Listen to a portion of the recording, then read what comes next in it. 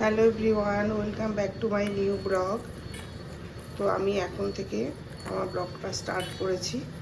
তো আমি সারাদিন আজকে কি করব সব তোমাদের সাথে শেয়ার করব।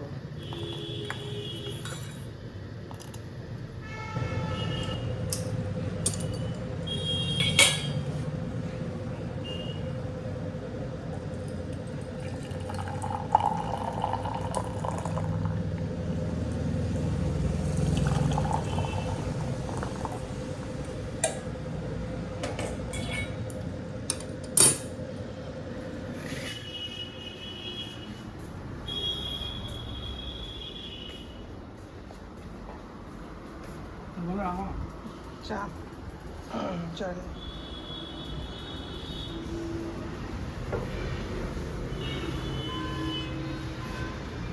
সাহানা রুটি করছে। এই যে মালকিস্ট যে বিস্কিটটা ওটা নিয়ে নিলাম, মানে এক প্যাকেটের মধ্যে তোমার 8টা ছিল, 8টা। তো সব শেষ, 8টা নাহলে 6টা ছিল। তো আমি একটাই খেয়েছিলাম আর সব শেষ। এই লাস্টে একটা আছে, আমি ভালো খেয়ে নিই, না খেলে আর পাওয়া যাবে না।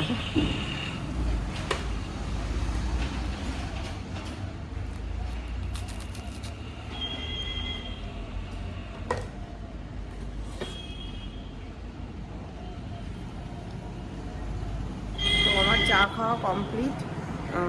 আজকে ভাবছি একটা ছোট্ট গাছ আছে, চারা গাছ। তো অনেক দিন ধরে ওই ছোট গ্লাসের মধ্যেই রয়েছে, পালি টালি দিয়ে রেখে দিয়েছি। আজকে ভাবছি বড় টবের মধ্যে পুঁতে দেবো, মানে লাগিয়ে দেবো, দেখি মানে ওই গাছটা হয় কি না। তো চলো ওটা করি।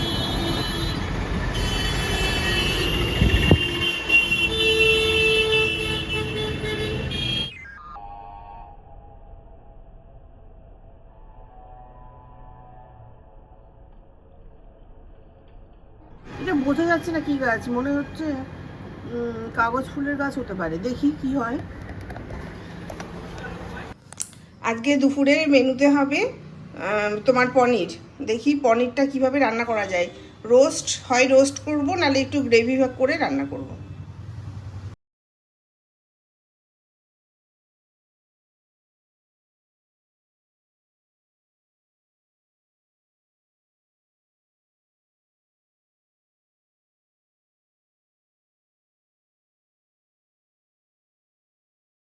তো এই পনির রান্না হচ্ছে, হয়ে যাবে 5-7 মিনিটের মধ্যে হয়ে যাবে। আর এখানে আছে গরম গরম রুটি, আর এখানে রাইসও রয়েছে। সব মিলিয়ে আমাদের আজকে লাঞ্চ প্রিপারেশন রেডি। তো আমরা লাঞ্চ করে নেব। তো রুটি আর পনির খেয়ে ঘরে চলে এসেছি, একটু রেস্ট নেব। তো ভাবলাম তোমাদের সাথে একটু মানে শেয়ার করি।